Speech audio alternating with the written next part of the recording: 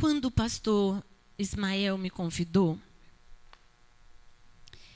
ele perguntou como estava a minha manhã hoje. E estava tranquila. Nossa igreja só tem um culto pela manhã, no mês, e os outros são à noite. E a partir do momento que o pastor Ismael trouxe esse convite, eu comecei a pedir ao Senhor qual seria a palavra. Imediatamente veio a palavra que eu vou estar dando hoje.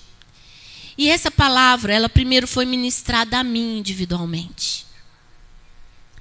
E eu fiquei tão impactada, irmãos, tão impactada com o que o Espírito disse a mim, que eu chamei meu esposo, chamei meu filho e disse para eles: o Senhor me trouxe algo muito profundo e eu queria compartilhar com vocês. E meu esposo e Miguel então sentaram na mesa e eu fui compartilhando. E eles também foram impactados. E teve um momento que Renato disse: você pode compartilhar com a igreja? E eu compartilhei. E quando o pastor Ismael me convidou, o Espírito trouxe mais coisas ainda. E quando eu acabei o estudo, irmãos, eu disse: miserável homem que sou. Porque a palavra, ela não é almofada. A palavra não é travesseiro. A palavra é espada. A palavra, quando nós ouvimos uma palavra que mexe com a gente, que transforma a gente, nós recebemos a palavra de Deus mesmo. Porque palavra para só amaciar o nosso ego, a gente fica assim até triste. Mas a palavra é espada. Quem quer receber essa palavra viva hoje? Amém? Então, nessa manhã gloriosa, eu fiz um esboço. Nós vamos passar aqui. Os irmãos vão acompanhar de alguma forma. As letrinhas estão pequenas. Eu tentei, irmãos, eu acordei muito cedo. Tentei resumir o máximo para não me delongar. Mas eu sei que se eu passar um pouquinho, os irmãos vão continuar me amando, não vão? Oh, glória, maravilha. Amém? Espero que não seja a última vez hoje, né, gente? Aleluia. Queridos, nós temos vivido um momento onde as igrejas têm de tudo. Tecnologia, conforto. Eu fiquei maravilhada com o grupo de louvor. Teve um momento que eu falei: gente, o céu abriu. Que gostoso. Dava para ficar ouvindo os irmãos louvando e a gente louvando. Que delícia. Mas nós temos visto, e eu tenho visto, e não é uma só igreja, irmãos, são várias, onde as pessoas não estão sendo mais fiéis a Deus, onde não estão mais comprometidas com o Senhor. A igreja se tornou só um point, só um lugar de encontro com outros, menos com o Senhor. E esta palavra que eu trouxe hoje é uma palavra para mim e para você. A Igreja Batista Rema está comemorando as suas 4 décadas e meia. Mais de 4 décadas e meia, né? 46. Mas e você como igreja? O que você tem celebrado como igreja? O que você como igreja precisa de rever? E eu gostaria de saber aqui, quem é que conhece Efraim? Quem pode me dizer algo de Efraim?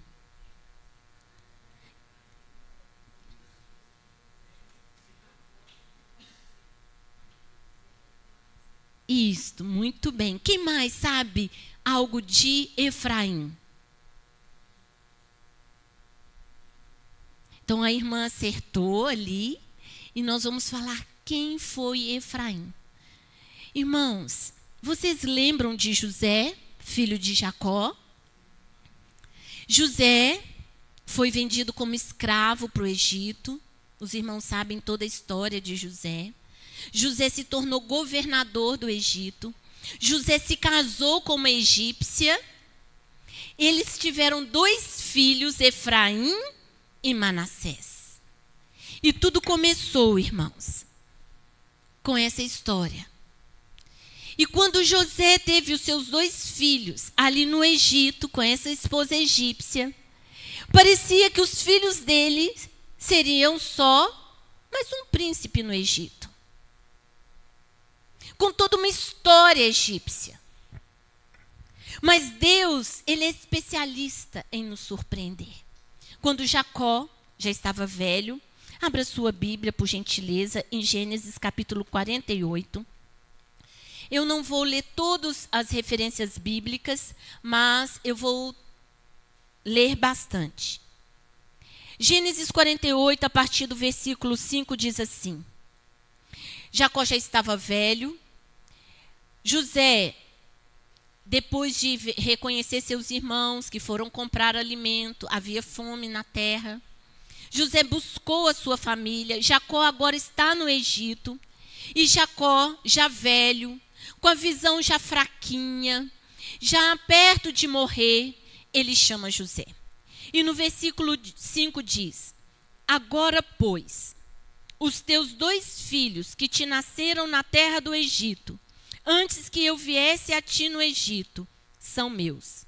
Efraim e Manassés são meus, como Rúben e Simeão. Versículo 9. E José disse a seu pai: eles são meus filhos, que Deus me tem dado aqui. E ele disse: peço-te, trazei-mos aqui, para que os abençoe. Os olhos, porém, de Israel eram carregados de velhice. Já não o podia ver bem, e fê-los chegar a ele, e beijou-os e abraçou-os. E Israel disse a José: eu não cuidara ver o teu rosto, e eis que Deus me fez ver a tua semente também. Então José os tirou de seus joelhos e inclinou-se à terra diante da sua face. E tomou José a ambos, a Efraim na sua mão direita, à esquerda de Israel, e a Manassés a sua mão esquerda, à direita de Israel, e fê-los chegar a ele. Mas Israel, Jacó, estendeu a sua mão direita e a pôs sobre a cabeça de Efraim, ainda que era menor, e a sua esquerda sobre a cabeça de Manassés, dirigindo as suas mãos avisadamente, ainda que Manassés era o primogênito. Vamos parar aqui. Irmãos, está acontecendo algo aqui muito diferente. A palavra de Deus diz sobre a bênção da primogenitura, sobre o irmão mais velho. Manassés era o filho mais velho de José. E na hora de abençoar, então José colocou Manassés do lado que Jacó pudesse abençoá-lo com a mão direita, porque a mão direita para os judeus significa autoridade, primazia. Sempre quando, até na escola, falava: levanta a mão direita, levanta a sua mão direita na igreja para abençoar, porque a mão direita significava autoridade, primazia, algo que teria que ser liberado. Só que na hora de abençoar, Jacó então cruza os braços. E a sua mão direita vai sobre Efraim, e a sua mão esquerda sobre Manassés. E José diz: não, papai, está errado, está trocado. Mas nós lemos que Jacó diz: os teus filhos serão meus filhos. Algo profético estava acontecendo. Jacó estava no Egito, José estava ali com a sua família. Olha tudo que José passou, mas agora Deus leva Jacó para fazer algo profético. E aí Jacó vira e fala: não, tem que ser assim, meu filho. Então, Jacó com a mão direita abençoa Efraim, que era o caçula. E ele diz: No versículo, a partir do 17. Vendo, pois, José que seu pai punha a sua mão direita sobre a cabeça de Efraim, foi a mal aos seus olhos e tomou a mão do seu pai para transpor sobre a cabeça de Efraim a cabeça de Manassés. E José disse a seu pai: não assim, meu pai, porque este é o primogênito. Põe a tua mão direita sobre a sua cabeça. Mas seu pai o recusou e disse: eu sei, filho meu, eu sei, também ele será um povo, e também ele será grande, contudo seu irmão menor será maior que ele, e a sua semente será uma multidão de nações. Ali Jacó liberou espiritualmente uma palavra profética sobre Efraim, sobre o caçula, sobre o menor. E Deus nos surpreende, irmãos, sempre na palavra. Aquilo que nós achamos que é de uma forma, Deus mistura tudo e fala: não é assim, é desse jeito. Eu me lembro de Onésimo, um escravo fugitivo, que teve um encontro com Jesus na prisão com Paulo. E Paulo escreve a carta a Filemão dizendo: recebe-o de volta, porque ele é tão útil, quisera eu que ele estivesse comigo, mas recebe-o. Um escravo sendo tão útil. E Paulo escreve uma carta falando de Onésimo a Filemão.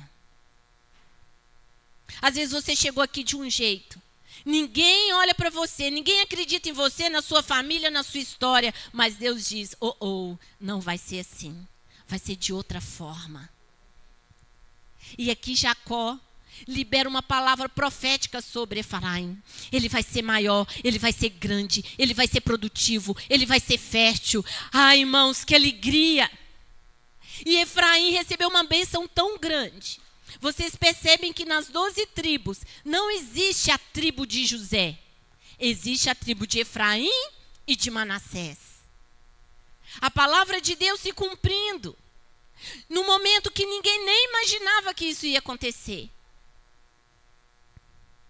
E aqui me chama a atenção que o destino de Efraim era grandeza, influência, multiplicação e liderança.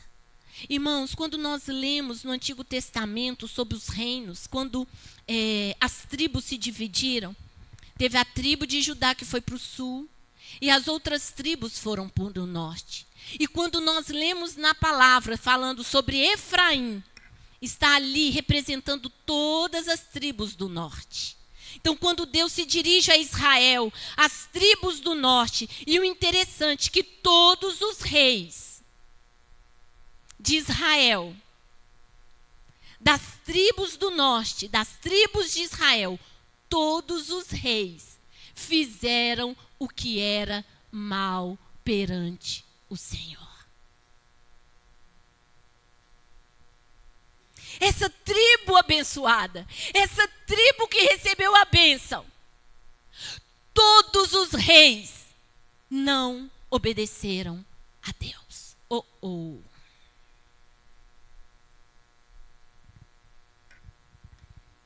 E Efraim, para nós hoje, é um espelho.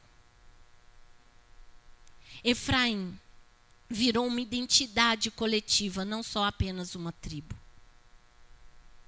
Dessa mesma forma, irmãos, tradição, conhecimento bíblico, estrutura ou tempo de igreja não garantem a permanência espiritual. As igrejas podem estar lindas, maravilhosas, pastor.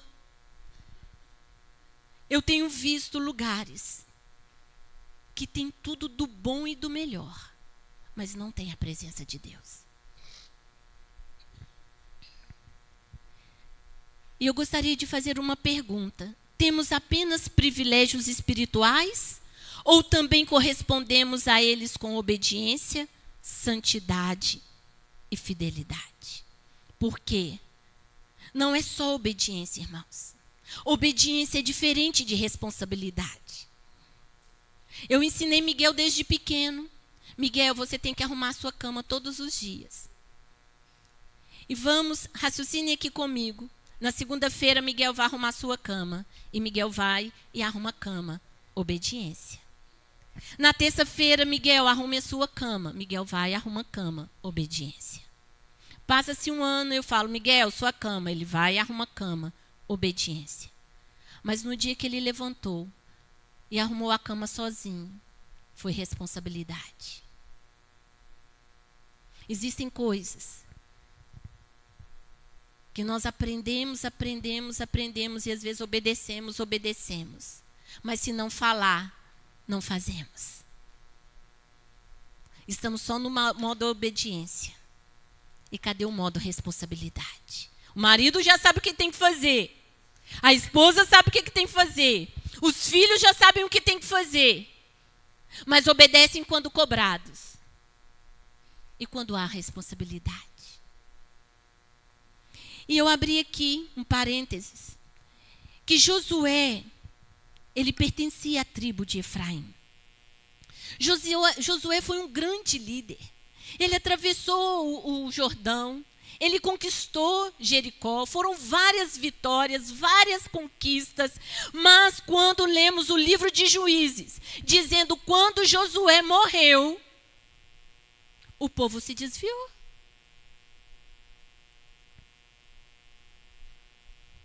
E eu gostaria de chamar a atenção à igreja. O pastor Apolônio, pastor Israel, homens que conheceram, que presenciaram o avivamento de Deus no Brasil. Pastor Ismael, pastor Polônio, tem muitas histórias de avivamento, de conquistas. Amigos que começaram o ministério. E hoje, eu não sei a porcentagem da igreja que tem experimentado o novo de Deus nesse tempo. Porque na falta deles, irmãos, o que a próxima geração vai fazer?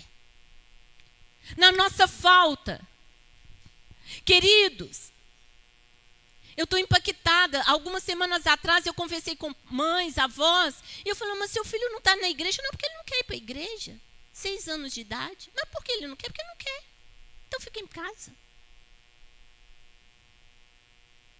Que decidem não ir, que não querem orar, não quero orar. E tudo bem. Se nós nessa geração não tivermos a responsabilidade com essa geração de jovens, adolescentes são lindos, maravilhosos. O potencial de um jovem, irmãos, é extraordinário. Mas se nós não influenciarmos essa geração, eles vão se desviar do Senhor.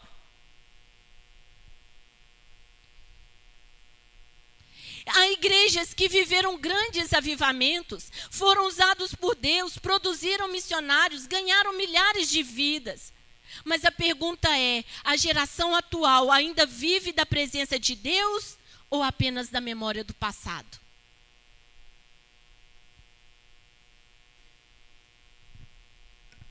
Cada geração deve experimentar o que Deus tem para ela. E influenciando a próxima geração, falando do poder atual de Deus. Ele fez no passado, Ele faz no presente e Ele sempre fará, porque Ele é eterno. E Ele é um Deus de obras completas. Agora o interessante, irmãos, e eu vou aqui acelerar por causa do tempo. Minha vontade é ficar horas com os irmãos, bem calminha. Bem, falando tudo bem explicadinho. Mas vamos lá. Queridos, tem uma verdade que nós devemos estar atentos. Ninguém cai de repente. Antes da queda pública, houve um endurecimento no coração. Antes da apostasia, existe uma pequena concessão. E foi exatamente isso que aconteceu com Efraim. A queda de Efraim começou com pequenas concessões, com pequenas mudanças, com pequenos sentimentos de orgulho, de autossuficiência. E o primeiro sintoma da queda foi esquecer quem era a fonte da sua força. Oséias 2:8. Oséias está depois do livro de Daniel. 2:8 diz assim: ela, pois, não reconhece que eu lhe dei o grão, e o mosto, e o óleo, e lhe multipliquei a prata e o ouro, que eles usaram para Baal. Queridos, observe algo. Deus não disse, Efraim me abandonou. Primeiro ele disse, Efraim esqueceu. Todo desvio começa na memória. Quando alguém esquece a origem das bênçãos. E aí começa a idolatrar as próprias conquistas. Então, o perigo do sucesso. Efraim era rico, produtivo, poderoso, respeitado, militarmente forte. O problema não foi adquirir a riqueza, foi esquecer a fonte da onde estava vindo aquela riqueza, aquela força. Quantas vezes, irmãos, as coisas vão melhorando, e eu lembro de um exemplo de um rapaz que quando converteu chegou tão simples na igreja, sempre ia com a mesma blusa, a mesma calça, mas disposto, todo culto estava presente, ajudava a abrir a igreja, fechar a igreja, carregava caixa nos acampamentos, buscava pão, ia a pé, voltava, pastor, eu quero te ajudar. E a igreja orando, e ele foi estudando, conseguiu um bom emprego. Aí um dia, ele comprou uma calça clara, uma blusa de seda, e era evangelismo na praça. E aí todo mundo já no movimento, falou, ô irmão, você pode levar a caixa? Ele falou, não posso, porque senão vai amarrotar minha blusa. Irmão, você pode fazer isso? Ah, não dá, vai sujar minha calça.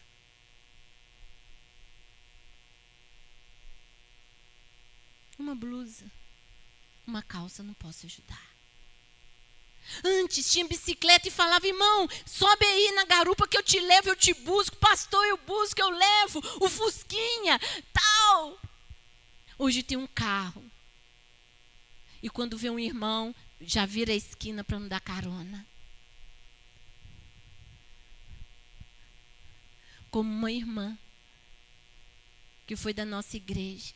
Um trabalho maravilhoso com a célula de crianças. Brotava menino. Aí um dia ela chegou e falou, pastora, eu não quero mais que tenha uma célula na minha casa, porque eu comprei um sofá branco e eu não quero que meu sofá fique sujo. Irmãos, foi tanta tristeza no meu coração, que eu quase adoeci.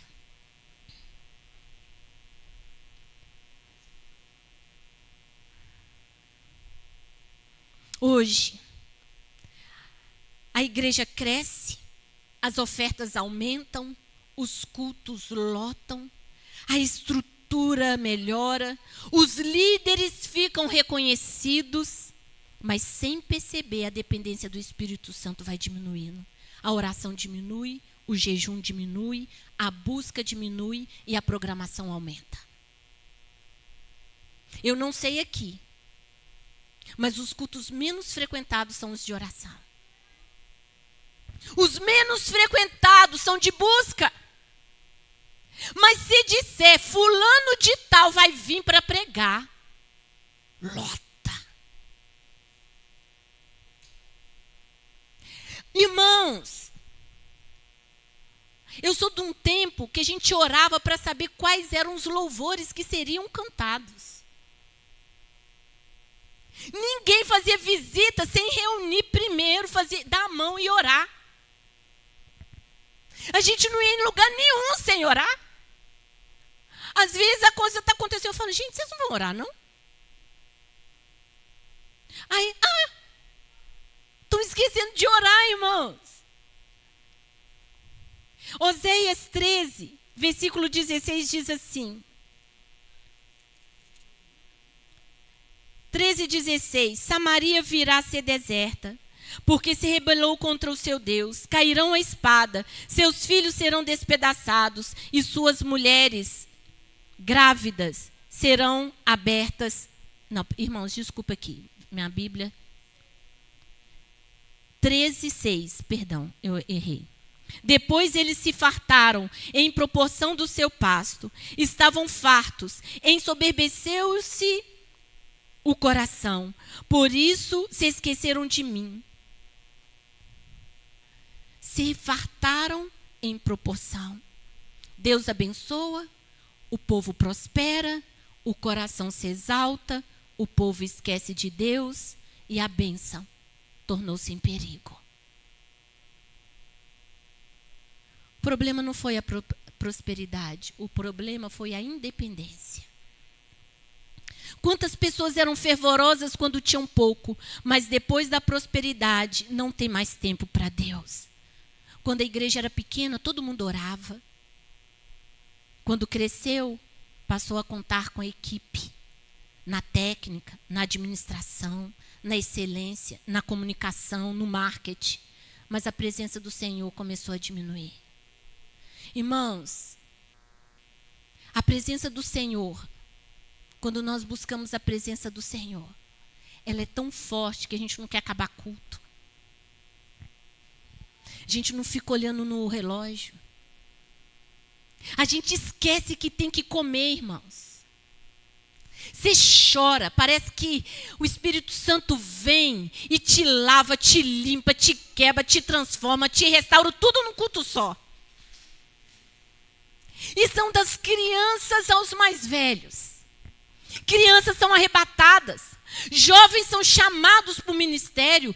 Jovens que passam anos e anos fazendo terapia. Num culto o Senhor traz a cura.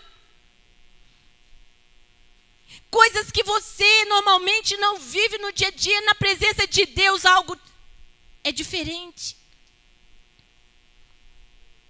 Deus nunca troca a sua presença por estrutura, irmãos. E nós nos perdemos nisso. Quantos lugares a igreja não tem paredes, não tem piso de mármore. As crianças não têm lápis de cor, não tem quadro. Elas sentam no chão com as perninhas retinhas. E o Espírito de Deus age com poder, irmãos. Tem hora que eu sinto vergonha.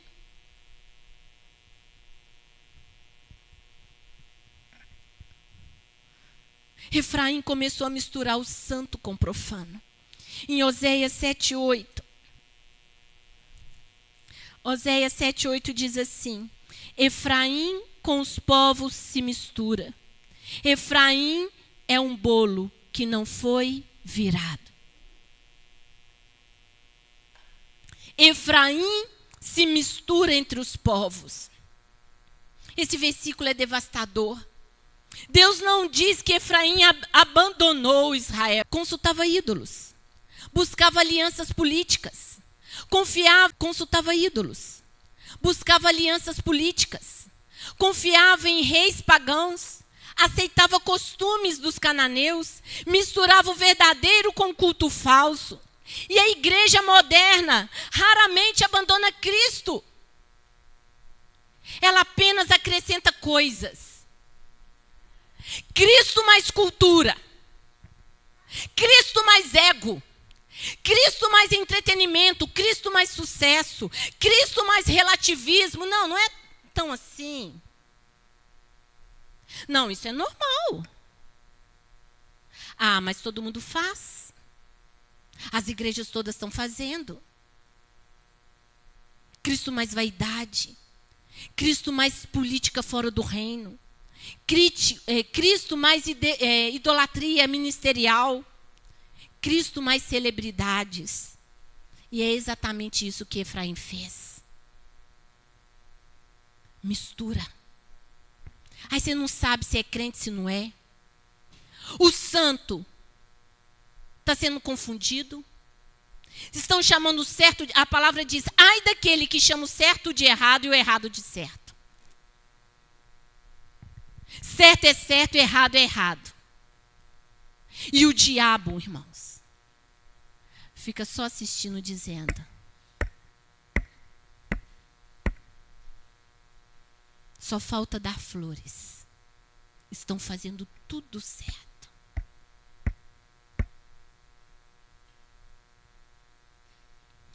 Efraim é bolo que não foi virado. Lá em Israel, quando você faz uma visita, tem um local que eles colocam assim para os turistas visitarem, aí a gente veste a roupa da época, então tem uma aula. E eu tive a oportunidade de assistir essa aula, e tinha uma pedra, eles esquentam essa pedra, então eles fazem um pão, uma massa, de farinha e água e sal, e dão uma bolinha para cada pessoa. E a gente amassa aquela bolinha, abre e coloca na pedra, quente. E a pedra assa aquele pão. Depois, você, com a espátula, vira. Deus está falando, Efraim, é bolo que não foi virado. Em outras traduções, é bolo que foi queimado, só de um lado. Foi assado de um lado, mas ficou cru do outro.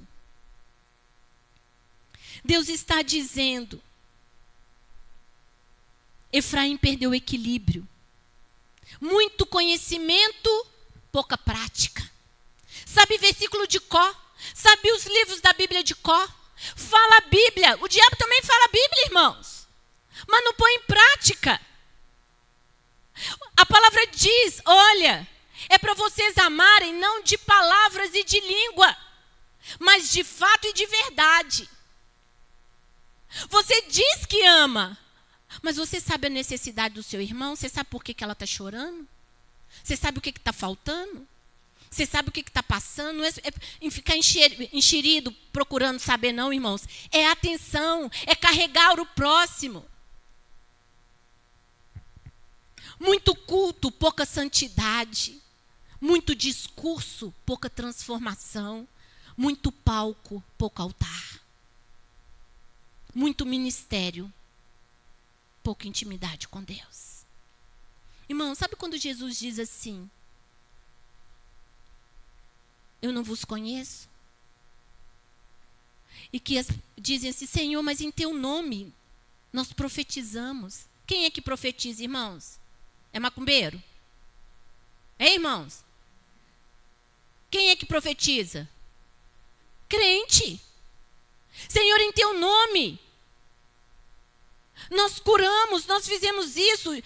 Crente, irmãos. E Jesus vai falar, eu não te conheço. Irmãos, eu posso estar aqui e não ter intimidade com Deus, irmãos. Você pode cantar lindamente, dançar, dar a escola dominical e não ter vida íntima com Deus, não ter seu momento a sós com Deus. E quem é aqui que não sabe que tem que ter o seu momento a sós com Deus? Quem não sabe? Quem não sabe que nós temos que ter intimidade com Deus, conhecermos a Deus e sermos conhecidos por Ele, porque Jesus diz, apartai-vos de mim porque eu não te conheço. As 10 virgens, todas elas eram virgens, todas elas tiveram azeite, mas metade perdeu o azeite. Você pode estar aqui e está perdendo o azeite. E quando o noivo voltar, cadê o azeite? Cadê o Espírito? Cadê a vida com Jesus? A porta fechou. Senhor, Senhor, abre-nos a porta.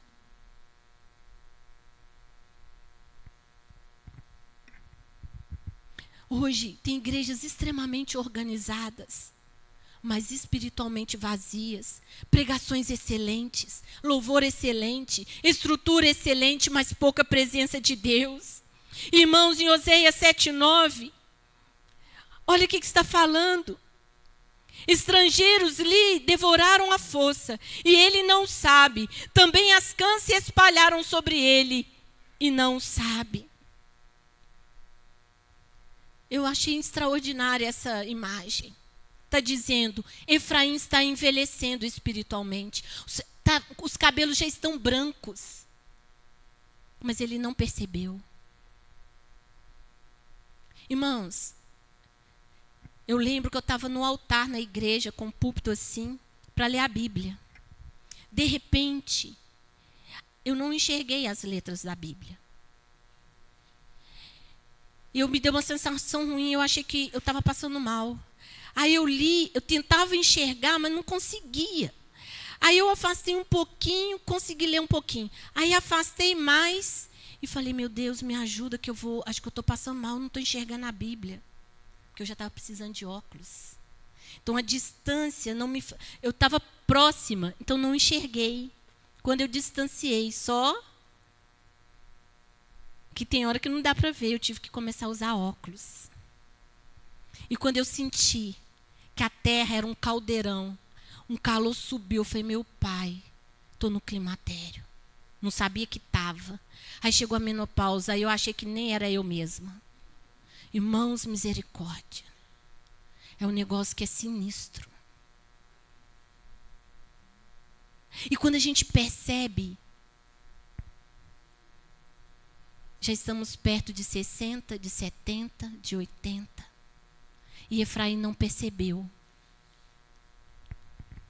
Quando a igreja perde a capacidade de chorar pelos pecados, ela envelhece espiritualmente. O orgulho impede o arrependimento. Pastor, é até que horas que eu tenho? Ai, meu pai, não vai dar tempo. O orgulho. Oséias 7,10 diz: e a soberba de Israel testificará em sua face. Todavia não voltarão para o Senhor seu Deus, nem o buscarão em tudo isso. E a soberba de Israel, irmãos, se tornou um pecado. A incapacidade de reconhecer o pecado, eles também perderam isso. Somos uma igreja saudável, somos uma igreja de referência, uma igreja modelo. Foi exatamente que isso aconteceu com Efraim. Nenhuma igreja morre primeiro na doutrina, morre primeiro na humildade. E sabe uma coisa que o Espírito Santo me ensinou, pastor Apolônio? Que a igreja não começa a morrer quando perde membros. Ela começa a morrer quando perde o temor de Deus. E eu dei uma conversada com os poucos adolescentes que temos na nossa igreja. Que, irmãos, chega na igreja de chinelo, de short, camiseta. E aí, velho? Quê? Senta de qualquer jeito. Come. Eu falei, olha, na hora de brincar, brincar. Mas na hora de orar, vocês vão ter respeito.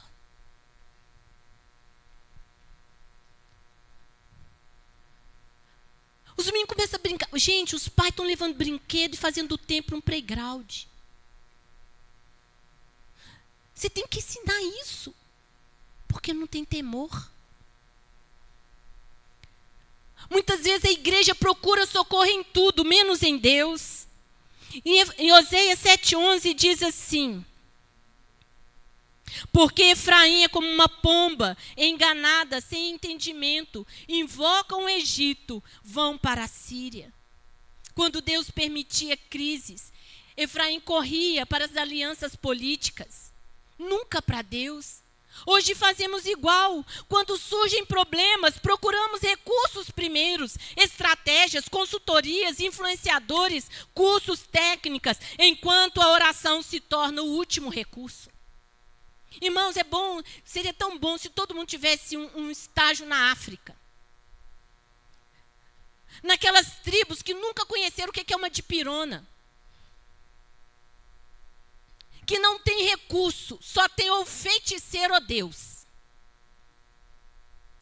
Quem não recorre a feiticeiro, que tem o hábito, que acha que o feiticeiro vai resolver. É só na oração, irmãos. Eu vi uma foto de uma mulher que o câncer na mama comeu a mama dela. A foto dela com uma ferida aberta. A igreja orou, ela foi curada e teve a mama cresceu novamente. Não foi silicone não, irmãos. Você vê pessoas que não sabem ler e escrever e falam 10, 15 dialetos. E o pastor prega, traduz inglês, francês, espanhol, mandarim. Como assim? Pessoas que só têm uma Bíblia na igreja. Então tem escala de leitura da Bíblia. E as pessoas leem a Bíblia, comem a Bíblia e vai pensando aquilo. Que atravessam canoas, dias, sentado na canoinha. Não tem lanchinho, não tem iFood.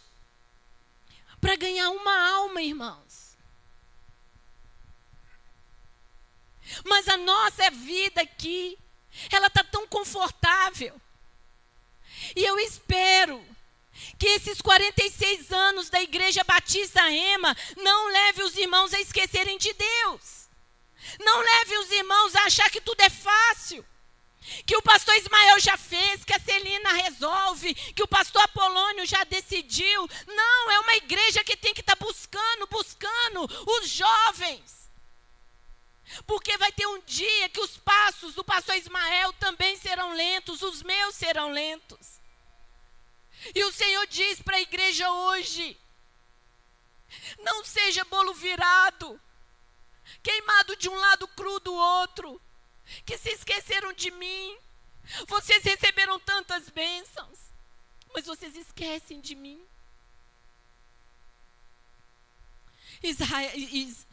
Efraim fez tantas outras coisas. Foi muito autoconfiante. E autoconfiança, irmãos, é algo invisível. Está dentro de nós. A idolatria começou no coração antes de aparecer nos altares. Todo ídolo nasce primeiro dentro. O altar apenas revela o que o coração escondeu.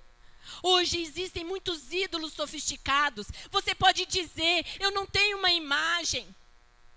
Na minha casa não entra imagem. Mas há outros ídolos. O ídolo da aprovação, o ídolo dos números, o ídolo da influência. Eu tenho X seguidores. Eu tenho X de influência. Eu cresci muito. Eu sou uma pessoa reconhecida. Eu tenho sucesso ministerial. Poder, controle. Tudo isso pode ocupar o lugar de Deus. E eu pergunto para mim, para você, estamos dependendo mais do Espírito Santo ou da nossa estrutura? Você teve uma boa educação, estudou nas melhores escolas, anda de carro, nunca pegou ônibus, come tudo do bom e do melhor, e você pode estar muito longe de Deus. Você pode ter tudo isso e estar também muito próximo de Deus. Nós ainda choramos na presença. Pastor Ismael, eu não sei o senhor, que o senhor conhece muitas igrejas mais do que eu. Eu não vejo mais as pessoas chorarem na igreja. Adorando o Senhor e as lágrimas descendo. A palavra sendo pregada e as lágrimas descendo. Irmãos, de ouvir a palavra e falar assim, eu não quero nem falar nada, eu quero estar degustando ainda essa palavra que eu recebi. E você fica com aquela palavra a semana inteira. Pastor Ismael, às vezes, a gente acaba de pregar. Quando está lá fora comendo a coxinha, tomando um caldinho, você pergunta, o que foi pregado? Não sabe. Porque lembrou de tudo, da lasanha que sobrou, do frango que ficou dentro da geladeira, do sanduíche que vai comer depois, da paquera, de tudo, menos da palavra. Ainda nós temos fome da palavra. Nós temos fome da palavra, irmãos. Ou nós lemos Bíblia só no domingo? Quanto tempo você não pega a sua Bíblia para ler? Não, pastor, eu leio todo dia, mas como um ritual, mas não estuda a palavra. Não busca a palavra. Consegue maratonar a série, mas não consegue maratonar a palavra. Ainda sentimos temor? Ainda temos prazer no secreto da vida de oração? Buscamos a glória de Cristo ou a nossa? Nosso altar ainda está aceso. A queda de Efraim não começou na idolatria. Começou quando Deus deixou de ser suficiente. Irmãos, e você fala, puxa, Acabou para Efraim, né? Mas me chama a atenção, e os irmãos, eu passei toda essa mensagem, o pastor Ismael, compartilhar com os irmãos. Deus não desistiu de Efraim. Em Oséias 11:8 diz: como te deixaria, ó Efraim? Como te entregaria, ó Israel? Como te faria como Abdimá ou como Zeboim? Está comovido em mim o meu coração, as minhas compaixões a uma se acendem. Não executarei o furor da minha ira, não voltarei para destruir a Efraim, porque eu sou Deus e não homem, o santo no meio de ti. Eu não virei com ira. Como te deixaria, ó Efraim? Meu coração está comovido dentro de mim. Mesmo em queda, Deus começou a corrigir Efraim. Deus não abandonou, porque Deus é Pai. E depois vocês vão ver como Deus restaura Efraim. Como Deus fala: olha, eu lembro de você quando você era pequenininho. Sabe o pai ou o vovô que diz: menino, rapaz, 2 metros de altura. Fala assim: eu lembro de você quando você era menino. Vem no vovô. Ah, eu vou. Aí é que rapazão abraça o avô, né? A moça abraça a mamãe, já às vezes mais velhinha. E a mamãe diz: eu te amo. Sabe o que Deus está dizendo para mim e para você? Vocês fazem tanta coisa errada. Vocês esquecem de mim. Vocês deixam de me buscar. Vocês ainda são tão crus. Tem um lado que já está queimado, o outro está cru. Mas eu me esqueceria de vocês? Eu quero restaurar vocês. E a palavra diz que teve um dia que Deus mandou juntar duas varas, 2 paus. Um representando Judá e outro representando Efraim, que eram todas as 11 tribos. E que juntasse as 2 varas. E ele diz: vocês vão estar juntos. E eu vou levantar um rei, um único rei. Já era a profecia dizendo: eu vou mandar meu filho, e ele será o rei dos reis e senhor dos senhores. E vocês não terão mais o que vocês fazem. Será um governo diferente. Irmãos, Deus quer restaurar a igreja. Deus quer me restaurar você. O coração se quebra. Como te deixaria? Adolescente, jovem, criança. Como eu te deixaria? Não posso te deixar. Eu te amo. O juiz julga por causa da lei. O pai corrige por causa do amor. Abaixe sua cabeça, por favor. Talvez você chegou aqui hoje pensando: Deus desistiu de mim. Efraim pensava isso. Mas Deus responde: como eu desistiria de você? A disciplina nunca foi para destruir, mas para restaurar. Toda disciplina de Deus aponta para o arrependimento, nunca para a vingança. Efraim imaginava: Deus quer acabar conosco. Deus dizia: quero trazer vocês de volta. Não volte só quando você melhorar. Não volte quando você deixar os seus pecados. Volte quando estiver: vou voltar quando eu for digno. Não, simplesmente volte. Porque arrependimento não é prêmio dos perfeitos, é caminho dos quebrantados. Quebrante o seu coração diante do Senhor. Deus é aquele que cura a apostasia. Eu sararei a sua infidelidade. Frieza espiritual.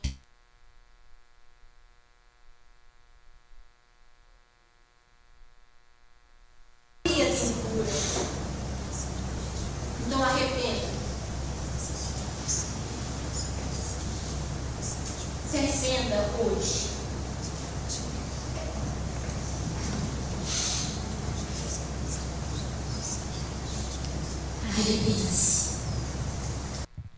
Eu não sei como o irmão está, a irmã está. Talvez você, como igreja, você está comemorando 10 anos de igreja. Você se tornou igreja, você se tornou corpo. Talvez você não esteja comemorando nada. Você se sente um Efraim. Mas hoje o Senhor quer te colocar no colo. O Senhor quer restaurar a sua família.